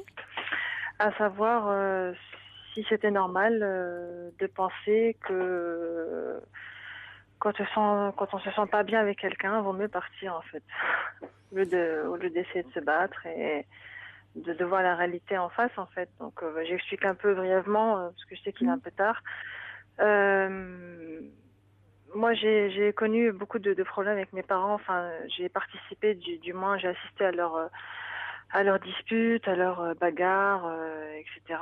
Et c'est vrai que il y a eu un gros clash entre mes parents quand j'étais adolescente et je me suis dit que la seule chose qui pouvait de mieux arriver à mes parents, c'était de se séparer parce que c'était juste une tension invivable. Et chose qu'ils n'ont jamais fait. Donc moi, en grandissant, j'ai connu aussi des problèmes, des grosses difficultés dans mon couple et j'ai mis du temps à partir. Et j'ai quand même quitté mon mari et en fait là, j'ai rencontré plus ou moins une personne avec laquelle j'ai vraiment je m'y suis attachée en fait. Oui. Et donc cette personne-là n'est malheureusement pas vraiment libre. Dans son couple, ça bat de l'aile également. Et j'essaie de comprendre en fait et d'essayer de le raisonner pour savoir qu'est-ce qui fait que cette personne reste coûte que coûte malgré tout ce que j'ai pu entendre de sa part par rapport à la manière dont il se comporte avec sa femme, quoi. Donc, oui, c'est-à-dire qu'il vous dit qu'il n'est pas bien dans son couple, ou vous trouvez qu'il ne se comporte pas bien avec sa femme, et vous vous demandez pourquoi ils restent ensemble. Oui, voilà. Et je me dis, est-ce que moi je suis normale de vouloir absolument que les gens en général, je veux dire dans les couples que je connais, quand ça va pas, je comprends pas pourquoi on s'entête à rester en fait. Normal, j'aime pas trop répondre dans ce qui est normal, ce qui ne l'est pas, mais en tout cas je trouve assez sain votre position qui est de dire que si on ne s'entend pas, si c'est au point d'avoir des disputes incessantes, voire une forme de violence finalement qui s'installe, ou en tout cas d'agressivité, un lien d'agressivité, voire de haine, oui. Il vaudrait mieux, si on était suffisamment adulte et mature, pouvoir se séparer. Mais l'histoire vous montre, l'histoire de vos parents. Oui, l'histoire de vos parents, en tout cas, déjà dans un premier temps, vous montre que, oui, je comprends que vous auriez préféré peut-être vous disent, vous compreniez pas pourquoi ce couple se déchirait. Oui. Voilà, ils sont pas heureux ensemble. Ils sont pas heureux ensemble, mais ils seraient peut-être encore plus malheureux s'ils n'étaient pas ensemble. Oui, il y a des couples qui ont ce lien comme ça où il n'existe que dans la provocation vis-à-vis de l'autre, ils se définissent que par rapport à l'autre. C'est leur façon à eux de s'aimer, même s'ils s'aiment mal. Et ils se déchirent. C'est-à-dire que parfois, la haine même peut prendre le relais et c'est un lien puissant. Mais est-ce qu'on peut avoir de l'amour et de la haine en même temps ? Oui. Oui, on peut. Il n'y a qu'un seul pas pour passer de l'un à l'autre, quoi. Alors, c'est pas un seul pas pour passer mais des gens qui se sont beaucoup aimés peuvent se haïr avec la même intensité. Cela dit, dans le couple, vous, de la même façon que vous avez été impuissante par rapport au couple de vos parents, qui se déchirait, dont vous avez été le témoin, et forcément, ça vous interroge sur la relation de couple. Et de vous dire que vous ne voulez pas subir cela, et quand dans votre propre couple ça n'a pas été, vous avez su partir. Maintenant, vous êtes amoureuse d'un homme qui lui est en couple, qui se plaint de son couple, mais de la même façon, vous êtes impuissante à résoudre ces problèmes de couple autant que vous l'étiez quand vous étiez adolescente, parce que c'est à lui de régler ses problèmes de couple, et c'est toute son ambivalence. C'est-à-dire qu'à la fois, il vous dit, et pourquoi ne pas le croire, que ça ne va pas bien dans son couple, en tout cas qu'il n'est pas heureux, ou qu'il n'a pas tout ce qu'il souhaite, bon. Mais pour autant, il ne se sépare pas de sa femme, parce qu'il peut être attaché aussi à ce qu'il vit avec, parce que il faut de l'énergie pour se séparer aussi, pour oser changer de vie. Et vous pouvez pas Oui, excusez-moi. Pardon. Oui, je vous en prie, allez-y, si. Non, ce que je voulais dire, c'est que voilà, il y a pas d'intention, il y a pas de, il y a plus de bisous, il y a plus de câlins, il y a plus de, voilà, ils jettent les affaires mutuellement. Enfin. Vous lui avez demandé alors pourquoi il ne part pas? Qu'est-ce qu'il vous dit? Oui, il n'a pas de réponse. Ah non. Il n'arrive pas à répondre. Plutôt, il ne veut pas vous répondre, hein, plus exactement. Aussi. Alors, en même temps, comme dit Sergio, c'est un grand classique de dire à sa maîtresse que son couple part en quenouille. La réalité, parfois, est tout autre. Parfois, c'est vrai. Parfois, c'est-à-dire que quand il vous dit il n'y a plus de bisous, il n'y a plus de câlins, il y a peut-être un peu moins de sexualité ou pas comme il le souhaiterait, mais il y a autre chose. Il y a du lien, il peut y avoir de l'attachement, il y a ce qu'ils ont construit ensemble, que ça soit au niveau d'une famille, au niveau des relations avec la famille, avec des amis, avec peut-être un investissement de patrimoine. Enfin, il y a aussi tout ce qui apporte une certaine sécurité matérielle et affective et qu'on peut avoir du mal à quitter. C'est complexe, si vous voulez. Donc, il peut aller chercher ailleurs, comme il vous dit, des câlins, des bisous, de la sexualité, mais pour autant être attaché à ce qu'il a. Alors, c'est encore autre chose que, si vous voulez, c'est pas aussi basique que ça, et dire on se déchire, on se fait du mal, on s'aime plus, et on se sépare. C'est-à-dire qu'il a essayé de partir, en me disant, voilà, j'ai réalisé que c'est avec toi que je voulais être, etc. Et au final, ça a duré 2 jours, il est revenu, quoi. Et 2-3 fois de suite comme ça, et j'ai l'impression que soit je suis manipulée, comme vous disiez tout à l'heure à la dame, soit je suis complètement aveugle et que je veux pas comprendre. Non, c'est pas. J'ai du mal à comprendre. Oui, mais parce que ce qui est douloureux pour vous, outre le fait déjà que vous êtes attaché à cet homme et que vous trouvez que sa conduite incohérente. D'un côté, il vous dit que ça va pas bien, mais il n'arrive pas à se séparer. Mais c'est doublement douloureux parce que ça vous ramène à votre histoire d'enfant, où vous avez vu vos parents se déchirer. Vous ne compreniez pas, finalement. C'est-à-dire, ça vous interroge sur ce lien aussi conjugal. Ce que vous vivez dans votre histoire actuelle d'amour vous interroge sur ce que vous avez vécu enfant. Pourquoi des couples peuvent parfois se déchirer, se faire du mal et en même temps rester ensemble. Et on voit des couples comme ça qui se déchirent, hein, comme ont pu le faire vos parents qui sont toujours ensemble. Et lorsqu'un des deux n'est plus là, au décès de l'un des deux, l'autre s'effondre, va très mal, parce qu'il a plus ce qui constituait pour lui une forme d'équilibre, de relation. Sans cette relation, il est perdu, sans cette relation qui le définit, même si c'est à travers de l'agressivité. Ils savent plus vivre l'un sans l'autre. Non, mais j'ai du mal à le concevoir. Comment on peut être déprimé, triste, pleurer tous les jours, se plaindre tout le temps pendant des années. Mais je suis d'accord. Et malgré tout, trouver son équilibre là-dedans. Parce que d'une certaine façon, ils peuvent trouver leur compte dans une relation, je pense à vous, par exemple, qui est un peu de l'extérieur sadomasochiste, toute proportion gardée, sur un plan moral, hein, je veux dire. Oui, bien sûr. C'est-à-dire où on se fait du mal, hein, où on se fait du mal, ou en tout cas, on fait tout pour juste. Il n'y a rien qui est fait pour faire plaisir à l'autre. Au contraire.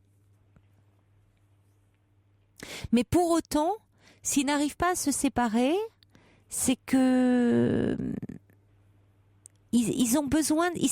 C'est une dépendance. C'est un lien de dépendance. Alors ça interroge effectivement. Est-ce que c'est de l'amour? C'est de la dépendance. Alors. Là, qu'est-ce qui fait que vous vous retrouvez aujourd'hui dans une situation où vous êtes encore témoin d'une certaine façon, même si vous êtes aujourd'hui impliqué parce que vous aimez cet homme, mais à vouloir à ce que les autres agissent. Et où vous êtes, ça vous échappe et vous êtes impuissante. Vous revivez un peu de ce que vous avez vécu étant enfant. Et je trouve ça douloureux pour vous de vous mettre dans cette situation, Yasmine. Parce que en fait moi j'ai dit à ma mère, moi l'exemple à ne surtout pas suivre, c'était votre couple, et je sais que ça l'atteint quand je dis ça, mais c'est la vérité. J'ai vraiment, quand j'ai réalisé que mon couple n'allait plus et que j'étais dénigrée, que j'étais rabaissée, violentée psychologiquement, etc. Quand j'ai ouvert les yeux sur tout ça, je me dis c'est pas comme ça que je veux vivre, et j'ai vraiment pris ma vie en main, et je me dis ça a été simple pour moi, entre guillemets. C'est jamais simple de partir, de quitter, de reconstruire quelque chose, mais je me dis pourquoi les autres n'arrivent pas à le faire. Parce que d'abord tout le monde. C'est naïf comme façon de penser. Non, je comprends. Non, mais vous avez agi d'autant plus en réaction, parce que tout le monde. D'abord, on est tous différents les uns des autres, on n'a pas la même histoire, on n'a pas le même vécu. Tout le monde n'a pas eu des parents qui se déchiraient. Ou certains ont eu des parents qui se déchiraient mais qui se sont séparés, d'autres des parents qui formaient un couple uni, avec certainement aussi des failles, des manques, forcément comme dans tout couple, mais pour autant malgré tout aimant et tendre. Vous voyez, on a tous des modèles différents. Et vous avez agi d'autant plus en réaction, c'est-à-dire que vous ne vouliez surtout pas reproduire le couple de vos parents. Ouais. C'est-à-dire qu'avec peut-être même à l'excès, au point de ne pas supporter qu'il y ait de la tension, quelque chose, ou des disputes. Bon, vous êtes partis. Mais aujourd'hui, vous vous mettez dans une situation où vous vous retrouvez comme quand vous étiez enfant, à être dans une histoire de couple. J'ai envie de dire qui vous appartient pas et qui vous dépasse, quoi. Et où de toute façon, vous êtes impuissante. On ne sait jamais ce qui se passe véritablement dans un couple, Yasmine. Oui, j'en ai bien conscience, Parce que même dans le couple de vos parents, vous ne saviez pas, vous voyez des choses et vos parents se déchiraient, mais il y a toute une dimension plus intime qui vous échappait, et heureusement. Dans tout ce qui se fait, qu'ils sont connus, l'intimité qu'ils ont pu avoir, Or là, dans ce couple aussi, il y a quelque chose qui vous échappe de leur intimité. C'est ce que vous dit cet homme.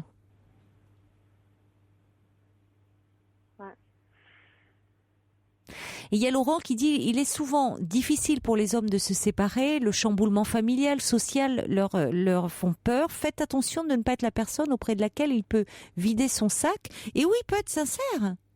Mais en même temps, où je trouve que c'est difficile pour vous parce que ça vous interroge de dire sur le couple de vos parents. Et il y a Brigitte qui dit, vous savez, il y a aussi certains qui restent pour préserver leurs enfants, c'est pas tout blanc ou tout noir. Ou aussi... c'est ce que lui me dit. Il m'a dit, s'il n'y avait pas notre enfant, je serais déjà partie, je serais déjà avec toi. Mais alors je me dis, mais qu'est-ce que tu veux? Tu veux montrer... Enfin, moi j'ai l'image, je vois toujours ma mère triste, dépressive... toujours en train de se plaindre, et je me dis, c'est ça. Je vais vous le dire. Vous avez raison. Je vous rejoins sur ce point-là. C'est-à-dire que c'est un très mauvais prétexte, même s'ils sont sincères quand ils le disent, de dire on reste pour les enfants. Parce que je trouve que pour les enfants, et vous êtes bien placée pour le savoir, Yasmine, ça donne une très mauvaise image du couple, du lien qui existe comme ça, et ça peut même hypothéquer leur avenir, parce que ils peuvent avoir très peur du couple en se disant je ne veux pas former un couple comme ça, et avoir très peur de s'engager. Ça peut avoir vraiment des conséquences beaucoup plus toxiques qu'un couple qui se sépare. Pour autant, je vais aussi vous dire qu'il y a des couples qui tiennent parce que sur un rapport extrêmement névrotique, sur des liens très névrotiques, les névroses de l'un s'emboîtent avec celles de l'autre, et je peux vous assurer que ça fait du solide et que ce sont souvent des couples qui durent, les couples extrêmement névrotiques. Parce que leurs névroses se complètent. Les névroses de l'un s'emboîtent dans celles de l'autre et se complètent. Donc ils manient des ressorts inconscients, évidemment. Hein. Ils disent pas chouette, on choisit parce que ta névrose va bien avec la mienne. C'est rarement comme ça. C'est inconscient tout ça. Mais je peux vous dire que ça tient. Ils n'arrivent pas à se séparer. Ils se tiennent comme ça. Beaucoup mieux que des gens qui sont plus matures, plus antiques, qui ont réfléchi sur eux-mêmes, qui sont moins névrosés, on est tous un peu, mais moins, et qui du coup vont pas avoir besoin de d'appuyer là où ça fait mal, quoi. Ou qu'à un moment, si on appuie trop là où ça fait mal, on va dire stop. Donc tout ça est extrêmement complexe. C'est pour ça que pour répondre à votre question, simplement, attention, vous dites, voyez, je ne veux pas répéter surtout pas le couple de vos parents, hein, c'est ce que vous dites à votre mère, vous voulez pas ce couple-là. Alors pourquoi être dans ce couple, dans cette histoire de couple, dans une histoire de couple qui vous appartient pas finalement, Yasmine? Je voulais pas l'être. Oui, je me doute que vous vouliez pas. J'ai refusé au début parce qu'il n'était pas libre, parce qu'il avait un enfant, etc. Mais maintenant que vous y êtes. Après, je me suis laissée aller en me disant mais pourquoi moi je dois me poser des questions pour les autres en fait. Donc. Mais c'est ce que vous faites parce que vous avez été amenée très tôt dans votre histoire, Yasmine, à vous poser des questions pour vos parents. Ça vous a interrogé, c'est-à-dire que vous étiez vos parents tout occupés à se disputer, vous oubliez peut-être vous étiez témoin de ça, ça vous a amené à vous interroger. Et c'est ce que vous faites encore aujourd'hui, mais aujourd'hui, rien ne vous y oblige. C'est-à-dire quand vous étiez enfant, vous étiez impuissante. Vous étiez face à ce couple qui se déchirait en votre présence. Et vous ne pouviez rien faire si ce n'est subir ou parfois peut-être essayer de prendre parti. Et puis de toute façon, ils sont toujours ensemble. Il y a quelque chose qui les tient plus fort. Bon. Aujourd'hui, vous n'êtes pas impuissante, vous n'êtes plus cette petite fille qui regarde tétanisée ou pétrifiée ses parents se déchirer. Ce couple, il est peut-être à l'image de vos parents, Yasmine. Mais vous avez grandi entre-temps. Ouais. Donc aujourd'hui, vous pouvez choisir de ne pas être le témoin comme ça d'un couple qui se déchire et qui n'est pas votre histoire. Il y a votre histoire d'enfant. Mais aujourd'hui, ce couple-là, c'est plus votre histoire. C'est pas votre histoire. C'est même pas plus, c'est pas votre histoire. Et pourtant, j'ai essayé bizarrement, hein, j'ai essayé de l'aider. Oui, mais je comprends, non, pas bizarrement. Comme vous avez certainement essayé d'aider vos parents, en vain. Donc, essayez d'agir maintenant pour vous. Et de vous dire, je vous assure, Yasmine, qu'il y a des couples qui peuvent vraiment être aimants, tendres, un soutien, et en même temps où on peut être amis, amants, partager beaucoup de choses dans le plaisir, dans la bonne humeur. Ça existe. Donc donnez-vous cette possibilité de vivre ça plutôt, Yasmine, plutôt que de penser pour les autres et d'être dans une histoire qui n'est pas la vôtre. Je vous embrasse. Au revoir, Yasmine. Moi aussi, Caroline, bonne soirée. Au revoir. Belle nuit à vous. Faites de jolis rêves. Il est maintenant 1h sur Europe 1, l'heure des informations présentée par Laurence Gontier. Bonsoir Laurence.